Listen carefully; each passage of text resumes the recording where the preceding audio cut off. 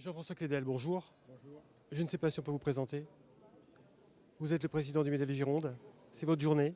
Aujourd'hui, on parle de la croissance. Quel est le rôle et les actions du MEDEF pour la croissance? Oui, bonjour.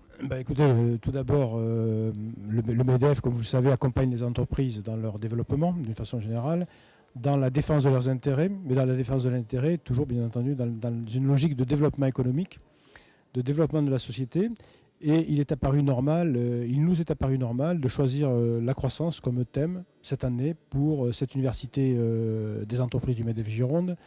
Après avoir traité de l'innovation il y a 2 ans, de l'humain au cœur de l'entreprise l'an dernier, et bien à ce moment-là, lors des réflexions de janvier, la croissance s'est imposée à nous comme un sujet à traiter pour permettre l'innovation, pour permettre aussi l'internationalisation des entreprises. Parce qu'en fait, si on veut développer nos entreprises, nous avons besoin, tout le monde le reconnaît, d'innover, besoin de s'internationaliser. Or, ça nécessite d'avoir une taille suffisante, une taille critique. Alors, ce n'est pas vrai dans tous les cas de figure, mais dans la plupart des cas, ça reste vrai. Avoir une taille critique pour justement pouvoir mettre en jeu ces 2 processus en fait, qui vont permettre de pérenniser l'entreprise. Est-ce qu'on ne parle pas finalement de croissance que dans les périodes difficiles? Et n'est-il pas dommage de n'invoquer la croissance que dans des situations délicates comme celle que nous vivons aujourd'hui, Monsieur le Président? Alors, oui, aujourd'hui, bien sûr, nous sommes en période difficile à nouveau, puisque en début d'année, en janvier, lorsque nous avons posé ce problème-là, nous n'étions certes pas dans une époque très florissante, mais on était dans une période bien plus favorable qu'aujourd'hui. Donc en fait, je crois qu'il n'y a pas de moment favorable ou défavorable pour parler de la croissance. La croissance est une nécessité. Bon, je ne veux pas conclure a priori sur les débats de la journée, mais c'est une nécessité qui s'impose à nous, qui s'impose à l'individu d'abord que nous sommes, qui s'impose ensuite à tout corps social finalement, croître dans un objectif de progrès en fait. Ce qui a motivé cette thématique-là, c'est bien la nécessité d'une croissance continue en fait, pour permettre aux entreprises de pérenniser leur activité. Et donc, il est évident qu'aujourd'hui, nous sommes en période de difficulté. Peut-être que c'est un sujet qui mobilise davantage les entrepreneurs compte tenu de la crise qu'ils vivent. Ils viennent peut-être chercher là des recettes pour sortir d'une situation difficile, pour ceux qui seraient dans cette situation-là. Néanmoins, on va voir aussi des entreprises ou chefs d'entreprise qui sont à la tête d'entreprises qui se développent bien, même en période de crise, et qui viendront à cette journée aussi pour trouver d'autres recettes ou pour témoigner tout simplement. Donc il n'y a pas de moment plus favorable que d'autres pour parler de ces thématiques-là. Très récemment, Mme Parisot parlait de la crainte, de la grande inquiétude des chefs d'entreprise. Cette intervention a fait l'objet de nombreuses discussions, de réactions. Partagez-vous cette grande inquiétude, Monsieur le Président? Alors le propos de Laurence Parisot était certes en partie alarmiste, mais il était fondé quand même sur une observation réaliste de la situation des entreprises aujourd'hui en France. Et c'est bien là, je pense, l'écart en fait entre la perception que les chefs d'entreprise ont de l'économie et la vision que nos élus, voire même les services de l'État, peuvent avoir de l'économie des mois passés. Puisque paradoxalement, les services de l'État ont remonté jusqu'à maintenant des chiffres plutôt favorables, en fait, qu'il s'agisse des résultats de 2011, qu'il s'agisse des résultats même de ce début d'année qui étaient plutôt bons. Et alors que le chef d'entreprise qui lui est au contact de son marché, de ses perspectives pour les mois à venir, voit une situation se dégrader et donc voit son moral baisser. En fait. Et donc Laurence Parisot, elle a bien traduit, je pense, la vision que les chefs d'entreprise ont des mois à venir, des perspectives économiques dans les mois à venir. Donc son propos qui a été mal perçu, qui a été perçu comme étant excessivement alarmiste, était en fait fondé sur une réalité économique future, mais qui est la réalité vue par les chefs d'entreprise, puisqu'ils sont quand même quelques mois en avance sur le marché, puisqu'ils sont au contact des prises de commandes, ils sont même au contact des phases amont aux prises de commandes même.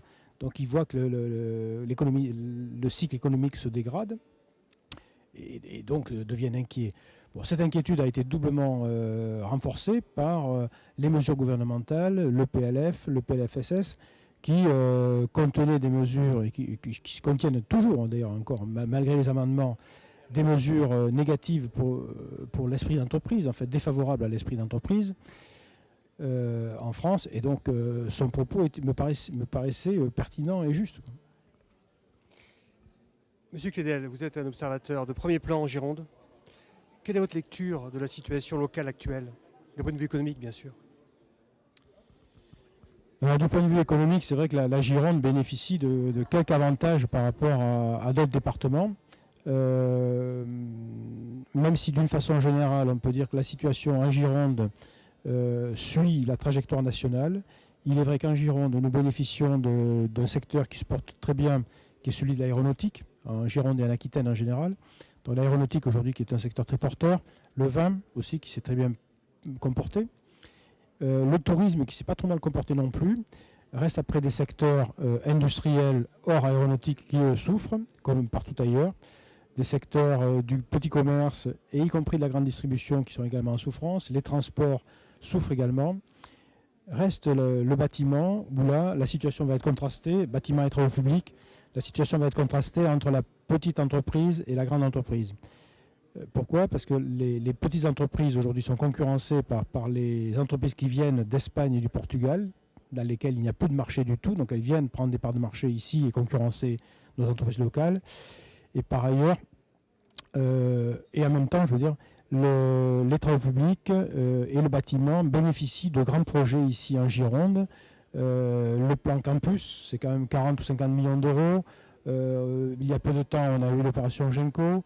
On a les franchissements sur la Garonne, le pont Jean-Jacques Bosch va être lancé, on a le programme Euratlantique, on a finalement en Gironde pas mal de projets qui intéressent le BTP, en fait, qui vont être porteurs d'activité pour ce secteur-là, ou pour ces deux secteurs-là, alors que les autres départements ne peuvent pas se prévaloir de tels investissements. Monsieur le Président, pour terminer sur une note positive, le thème de l'année prochaine, c'est la reprise? Alors, je ne pense pas que nous choisirons le thème de la reprise. Le thème n'est pas encore choisi, mais c'est vrai que c'est une bonne question, on peut y réfléchir. Je n'ai pas encore le sujet, j'en suis désolé. Ce ne sera pas la reprise parce que, bien sûr, il faut terminer sur une note positive.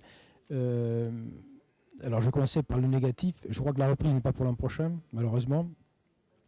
On va connaître, même si je ne lis pas dans le mar de café, j'imagine qu'on va connaître plusieurs années successives en dents de scie, en fait, avec des plages favorables, suivi de plages plus défavorables.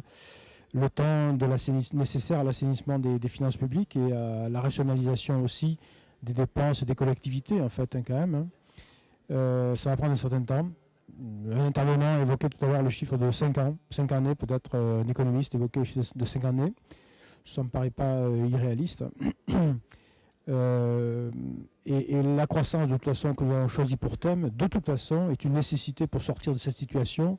Et même si la France met du temps à sortir de cette situation, les entreprises, elles, peuvent connaître de la croissance en situation défavorable. Si je prends mon propre exemple, j'ai réussi à développer mon entreprise, alors que moi-même, je venais d'être licencié, la société dans laquelle j'étais avait été liquidée.